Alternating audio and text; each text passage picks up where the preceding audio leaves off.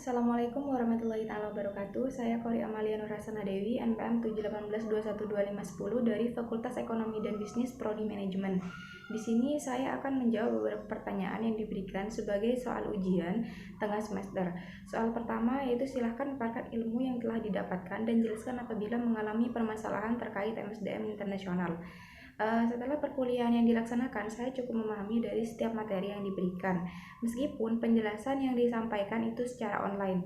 Dari materi pertama, yaitu tentang perkembangan dunia, saya dapat memahami bahwa perekonomian global saat ini telah menjadi sebuah tantangan bagi sebuah negara yang mempunyai perusahaan besar yang sudah go internasional, di mana perusahaan internasional itu sudah melakukan kegiatannya pada banyak negara.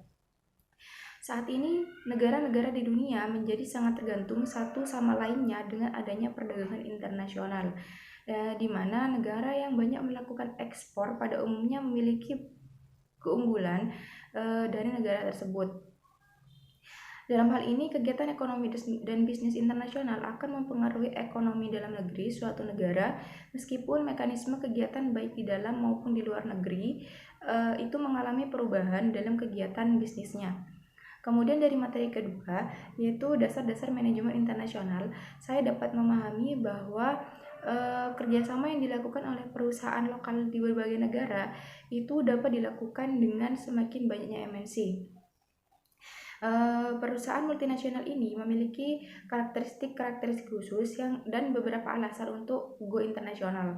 Dalam hal ini juga terdapat beberapa faktor yang dapat mempengaruhi perusahaan multinasional, seperti faktor kondisi tanah, kondisi permintaan, keterkaitan dan industri, pendukung, strategi, struktur, dan pesaing perusahaan.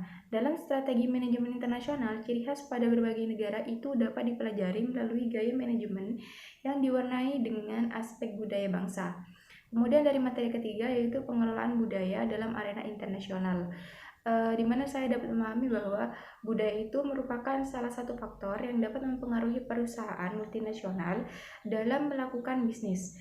Budaya di suatu negara biasanya itu berbeda-beda, sehingga apabila ada sebuah perusahaan dari negara lain, mereka harus dapat memahami budaya negara yang akan diajak bekerja sama. Apakah negara tersebut dapat menerima budaya baru atau tidak untuk dapat menentukan kelangsungan bisnis secara internasional antara dua negara.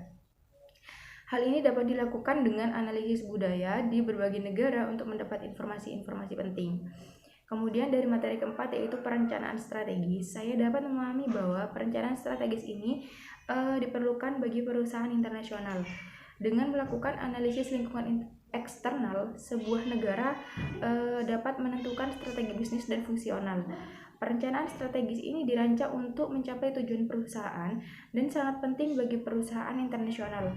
Mengapa hal ini sangat penting bagi MNC? Karena salah satunya yaitu untuk menanggapi adanya barang dan jasa baru yang bermunculan dalam pasar internasional. Kemudian dari materi yang kelima yaitu resiko dan negosiasi politik, saya dapat memahami bahwa resiko politik dalam sebuah perusahaan internasional bukanlah dijadikan sebagai faktor secara eksternal, namun dikelola secara efektif dengan membangun keahlian dalam bernegosiasi dengan rekan bisnis di berbagai negara. Dalam bernegosiasi, biasanya terdapat beberapa tahapan, jenis, gaya, strategi, dan taktik negosiasi. Kemudian dari materi ke-6 yaitu pengelolaan organisasi internasional, saya dapat memahami bahwa kondisi politik dan budaya serta ekonomi suatu negara itu dipertimbangkan dalam pemilihan struktur organisasi. Biasanya struktur organisasi yang digunakan perusahaan multinasional itu tidak jauh berbeda dengan negara asalnya. Namun, perbedaan itu muncul karena adanya faktor kondisi negara.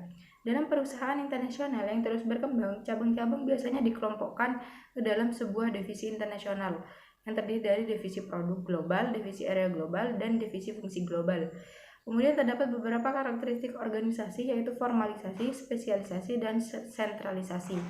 Selama perkuliahan berlangsung dari awal hingga saat ini, saya rasa tidak ada permasalahan atau kendala yang saya alami. Kemudian saya akan melanjutkan pertanyaan yang kedua, yaitu buatlah salah satu pertanyaan yang akan dijawab oleh salah satu temanmu.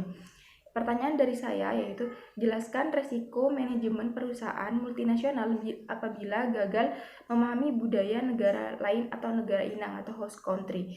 Dan kemudian pertanyaan yang terakhir, jawablah satu pertanyaan yang dibuat oleh temanmu. Pertanyaan dari teman saya yaitu, apakah terdapat perbedaan yang berdampak pada persepsi peran manajemen di negara yang berbeda?